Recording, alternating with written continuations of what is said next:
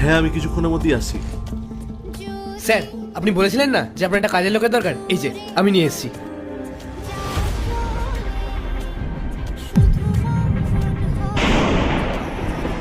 আরে এ তো পূজা। 6 বছর পরে ওর এই অবস্থা হয়েছে। শেষমেশ আমার বাড়িতে কাজ করতে এসছে। এই, মন দিয়ে কাজ করবে কিন্তু, ফাঁকি দিলে একদম চলবে না। হ্যাঁ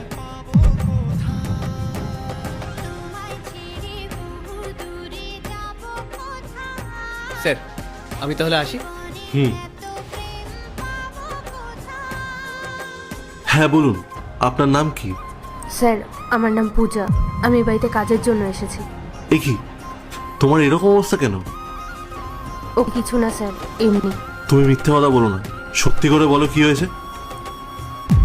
স্যার, আপনি কি আমাকে কাজ দেবেন, নাকি আমি অন্য কোনো বাড়িতে যাব?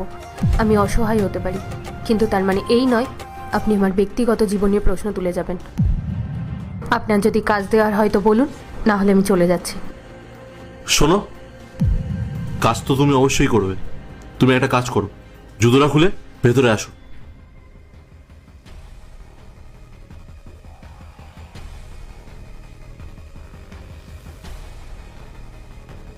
নাও, এখানে এই কাজটা শুরু করো।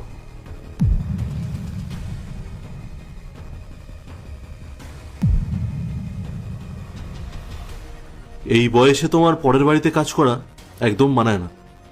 আর বলো, বিয়ে থা করনি? করেছিলাম স্যার, কিন্তু সেই সম্পর্কটা এখন আর নেই। নেই মানে?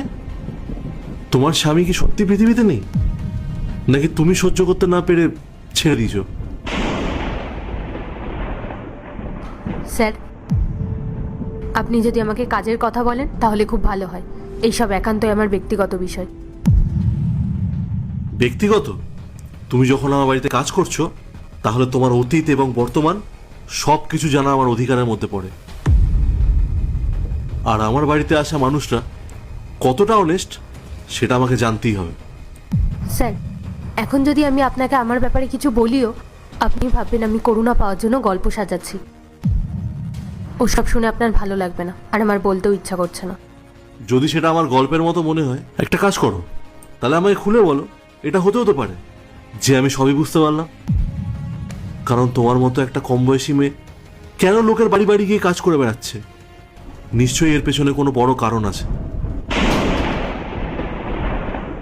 আচ্ছা, আপনি শুনতে চান তো? তাহলে শুনুন। আমি আমার স্বামীর সাথে খুব বড় একটা অন্যায় করেছিলাম। পার্ট 2 দেখতে সাবস্ক্রাইব করো ভেলকু 78M।